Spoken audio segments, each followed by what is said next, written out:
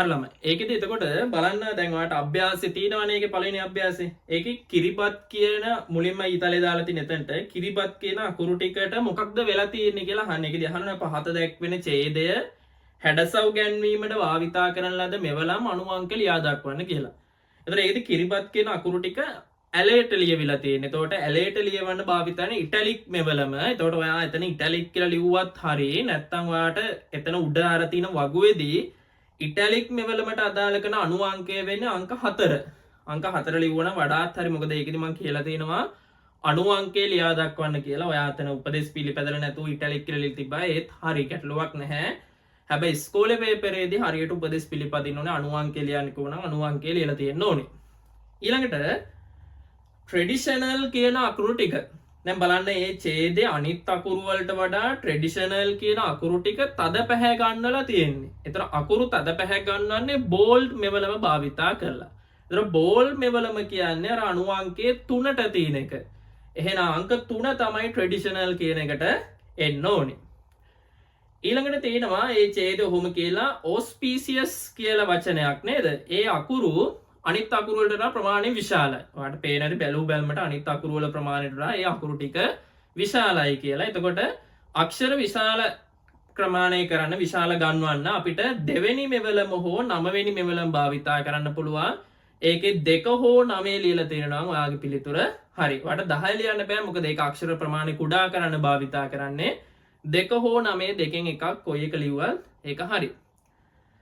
ඊට පස්සේ දෙවෙනි වාක්‍යයේ අධ්‍යයනයට හම්බෙන ලුණු මිරිස් කියලා වචනයක් නේද? ඒකෙදී ඒක අන්ඩර්ලයින් වෙලා තියෙන්නේ. ඒතර අන්ඩර්ලයින් මෙවලමට අදාළ කරන අණු අංකය තමයි අංක 5.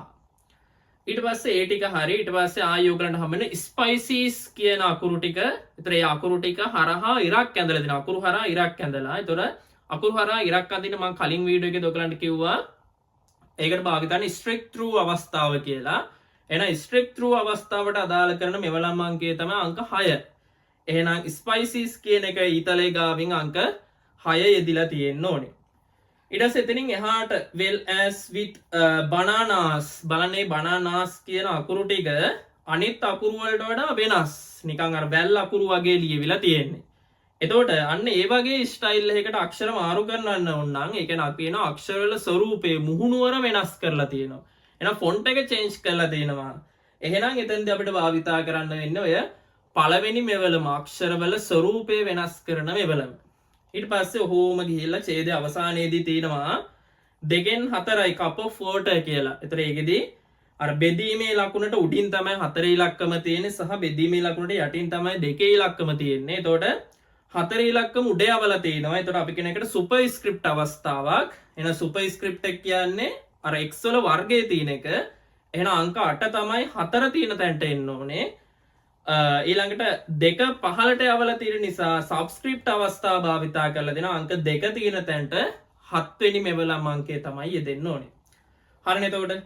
එහෙනම් උත්තර ටික වෙන්නේ ඒකෙදී මුලින්ම කිරිබත් කියන එක ගත්තොතින් කිරිබත් කියන එකේ අකුරු ඉටලික් වෙලා අංක 4.